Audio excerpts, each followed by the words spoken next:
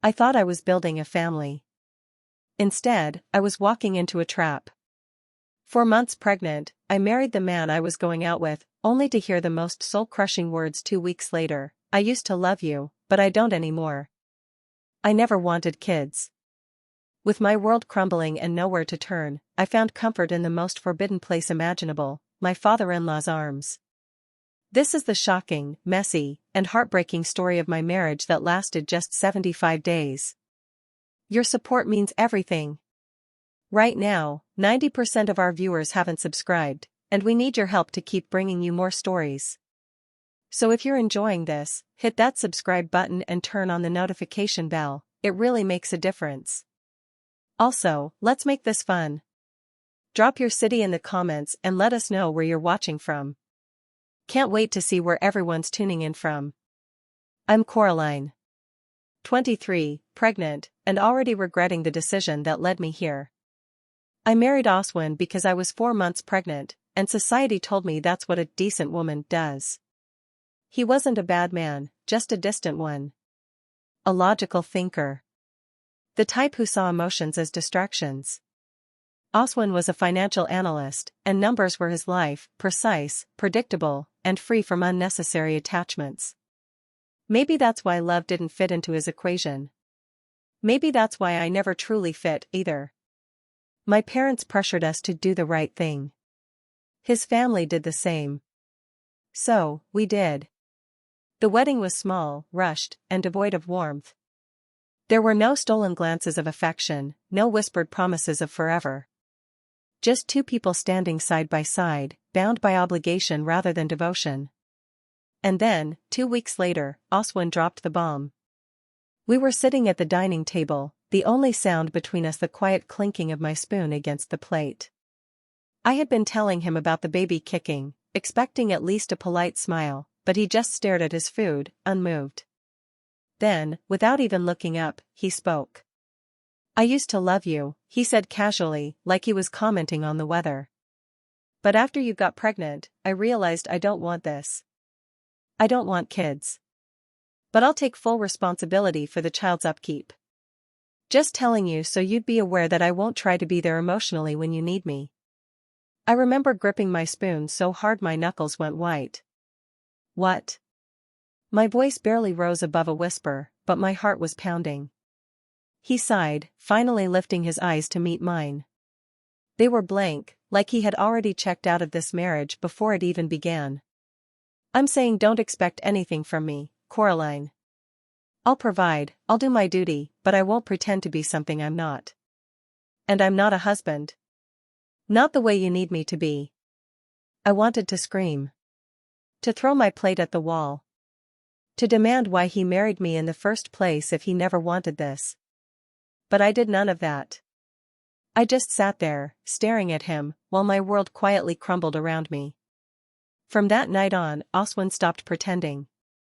He started coming home late, his excuses vague and uninterested. He ignored my cravings, barely acknowledged my presence, and soon, he moved into the guest room. I would lie awake at night, my hands resting on my belly, feeling the little movements inside me and wondering if I had already failed my child before they were even born. I was alone in a house with a husband who wanted nothing to do with me. That's when I turned to Benedict. Oswin's father had always been kind to me. Unlike his son, Benedict noticed things: how tired I looked, how I barely ate, how my voice cracked when I spoke. One evening, after yet another cold dinner where Oswin barely said 2 words to me, I went to see Benedict. "He doesn't want me," I told him, my voice shaking. "He doesn't want this baby. I don't know what to do." Benedict sighed, rubbing his temples. "I'll talk to him, Coraline. Maybe he just needs time." But time passed and nothing changed. And that's when my opinion of Oswin, the so-called family man, shattered completely. Because I realized something: a man without family values makes a bad husband. And a man who sees love as a burden? He was never a husband at all. Benedict had always been polite, but after the wedding, he became genuinely concerned. Unlike his son, he noticed things. How my feet swelled when I stood too long. How I barely touched my food some days and ate ravenously on others. How the light had slowly faded from my face. How I stopped smiling altogether. Oswin was indifferent to it all, lost in his work, his late nights, his silent withdrawal. But Benedict? He saw me. And for the first time in weeks, I felt like someone actually cared. It started with small gestures. One evening, I was at his house, an escape from the suffocating loneliness of my own. He had invited me over for dinner, insisting that I needed a proper meal. I wasn't going to argue. The thought of sitting across from Oswin in silence, picking at a meal that neither of us wanted to share, was unbearable. Benedict set a plate in front of me, warm stew, freshly baked bread, food that smelled of comfort. I hadn't realized how hungry I was until the first bite melted in my mouth. "You need to eat more, Coraline," he said gently. "You're not just feeding yourself anymore." I nodded, swallowing hard. I knew that. Of course, I knew that. But knowing and feeling are two different things, and I had felt empty for so long that food had become just another obligation. He sat across from me, watching me with quiet concern. "Oswin should be taking care of you," he said after a moment. I let out a hollow laugh. "Oswin doesn't even look at me, let alone take care of me." Benedict sighed, rubbing his temples like he was exhausted by his own son. "I don't understand him," he muttered. "He was raised better than this." Was he? Because the man I married, the man who ignored me, neglected me, treated me like a burden rather than his wife, felt like a stranger. And if Benedict had truly raised him better, then maybe he should have been the one wearing the ring instead. That thought should have scared me. It didn't. I started spending more time at Benedict's house. Not because I was running from Oswin, though maybe I was, but because I felt safe there. When I struggled to bend down and put on my shoes, Benedict knelt and did it for me. When I winced from back pain, he placed a pillow behind me. When I sat on his porch, staring blankly at nothing, he sat beside me, saying nothing, just existing with me in the silence. One night, it was raining. I had just finished another argument with Oswin, or what counted as an argument with him. I spoke, he barely responded. I cried, he turned away. And that was the end of it. I left the house without thinking. My feet carried me to Benedict's porch, my clothes drenched from the downpour. He opened the door before I could even knock. "Coraline." I shook my head, wrapping my arms around myself. I didn't know where else to go. His face softened. He stepped aside. "Come in." I sat on his couch, my wet hair dripping onto my shoulders. Benedict disappeared for a moment and returned with a towel, draping it around me. I should have said thank you. I should have stood up and left before things got complicated. But then his hand touched my shoulder, just for a second. Just long enough for me to realize how long it had been since someone touched me with kindness. I turned to him, my breath unsteady. He was looking at me in a way no one had in months. In a way Oswin never had. I don't know when his hand moved from my shoulder to my back. I don't know when my breathing changed or why I didn't move away. I wish I could say it was an accident, that the loneliness, the desperation, the hollow feeling inside me had pushed me into Benedict's arms in a moment of weakness. But that would be a lie. Because I kept going back. Every time Oswin left me alone, I ended up at Benedict's place. It became routine. A habit. A secret that grew heavier on my skin, yet I never wanted to wash it off. I told myself it was wrong, but it never felt wrong. Benedict made me feel beautiful. Desired. Like I was still a woman, not just an inconvenience someone had married out of obligation. He touched me with intention, with reverence. Oswin hadn't so much as looked at me in weeks. One evening, I sat at the dinner table alone, pushing food around my plate. Oswin was supposed to be home, but he'd texted an hour ago, working late. Again. I wasn't surprised. I barely reacted. Instead, my mind drifted to Benedict. To his house. His touch. The way he looked at me when I walked in the room. I swallowed hard. This has to stop. I told myself that every night. And every night, I found myself walking to his house, my resolve crumbling with every step. That night was no different. I stood at his doorstep, knowing I shouldn't knock. Knowing I should turn back. Go home. Try, at the very least, to pretend that I was still someone's wife. But then the door opened. Benedict didn't look surprised to see me. I was wondering when you'd show up, he said, his voice low, unreadable. I should have turned around. I should have at least hesitated. I didn't. I stepped inside. Benedict shut the door behind me, and just like that, I belonged to him for another night. It became an addiction. The secrecy. The thrill. The way he made me feel like I was something precious instead of something discarded. Some nights, we barely spoke. He'd open the door, I'd walk in, and it would be as if nothing existed beyond those walls. Other nights, we talked for hours. About my fears, my regrets, my uncertainty about becoming a mother. About how terrified I was of raising a child with a man who wanted nothing to do with me. And Benedict listened. Really listened. You don't have to do this alone, Coraline, he told me one night, his fingers brushing against mine. You deserve more than this. I wanted to believe that. But what kind of woman did that make me? I had betrayed my husband. I had given my body, my heart, whatever was left of it, to his father. And I didn't want to stop. Even when guilt gnawed at the edges of my conscience, even when I lay awake at night, staring at the ceiling, wondering if I had doomed myself to something worse than loneliness. The moment I saw him again, none of it mattered. Because with him, I felt alive. Oswin found out. Not in some dramatic, earth-shattering way. No screaming match, no accusations flying across the room, no broken plates littering the floor. Just quiet. A silence so thick it wrapped around my throat like a noose.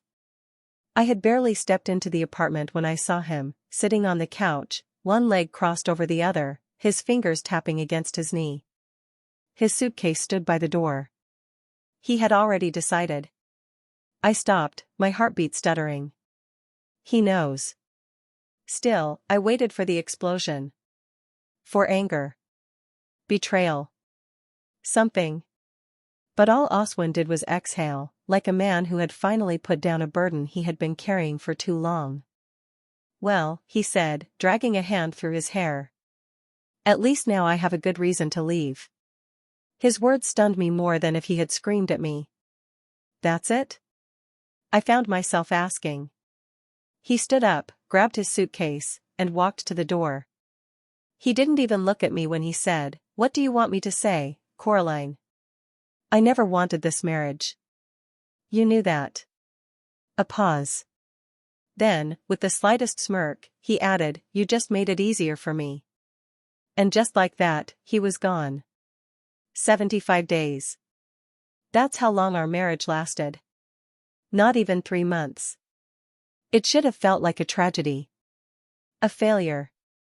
Instead, I felt nothing. No sadness. No heartbreak. Just an empty, hollow space where my marriage used to be. I should have felt relieved. I should have felt free. But the weight of my choices clung to me like a second skin. Benedict found me that night, sitting on the edge of my bed, staring at the blank wall. I must have looked lost because he knelt in front of me, taking my hands in his warmth anchoring me to something real. "You don't have to be alone," he said softly. "I'll take care of you. Be with me." I searched his face, looking for hesitation, for doubt. There was none. He meant it. I should have said no. I should have pushed him away, told him this was all a mistake, that whatever we had was never supposed to become anything. But I didn't. Because for the first time in months, someone was choosing me. Not out of obligation. Not because of an unborn child. But because they wanted to. And so, when Benedict pulled me into his arms, I let him. Benedict wanted me. Not in secret, not in stolen moments, not behind closed doors where no one could judge.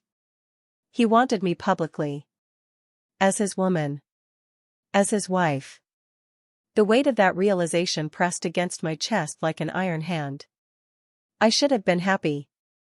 I should have been grateful. But all I felt was fear. Would people ever see this as love, or just shameful desperation? Would I ever be more than the woman who slept with her father-in-law? I sat across from Benedict at his dining table, my hands resting on my belly, feeling the faintest flutters of life inside me. I was going to be a mother. Every choice I made now wasn't just for me. It was for my child, too. "You're thinking too much," Benedict said gently, watching me with that quiet patience of his. I looked up at him, searching his face. He was sure. Steady. I wasn't. "What will people say?" I asked. He gave a small, humorless laugh. "People say a lot of things, Coraline. They'll talk today, they'll talk tomorrow, and then they'll move on to something else. It doesn't matter." It does. I swallowed hard. Maybe not to you. But it does to me. Because no matter how much I wanted to pretend otherwise, I would always be judged. The pregnant ex-wife who ran into the arms of her former father-in-law. It didn't matter that Oswin had abandoned me. It didn't matter that Benedict had been the only one who cared. People wouldn't care about why it happened. Only that it happened. And I wasn't sure if I could live with that. Benedict leaned forward, resting his arms on the table. "I want to take care of you. Of the baby. I want you here, with me." I bit my lip, my heart hammering against my ribs. "And if I say no?" He exhaled slowly, nodding as if he had already considered this possibility. "Then I'll still be here for you. In whatever way you'll let me." Tears burned behind my eyes. Because that was the difference between him and Oswin. Oswin let me go because it was easier for him. Benedict would let me go even if it broke him. I stood up, the chair scraping against the floor. My head felt heavy, my heart even heavier. I needed time. Space. I needed to breathe without the weight of his love pressing against me. "I have to think," I whispered. He nodded, though the hurt in his eyes was impossible to miss. "Okay." But was it really okay? Could I walk away from the only man who had stood by me? Or would staying with him make me a fool? I didn't have an answer. But as I stepped out of his house and into the cold night air, I realized something. No matter what I chose, someone would judge me. The real question was, would I choose what made them comfortable? Or what made me happy? And that's when I ask you, the person reading this right now. If you were me, what would you do? Some people say love is about timing. Others say it's about choices. If you were me, what would you do?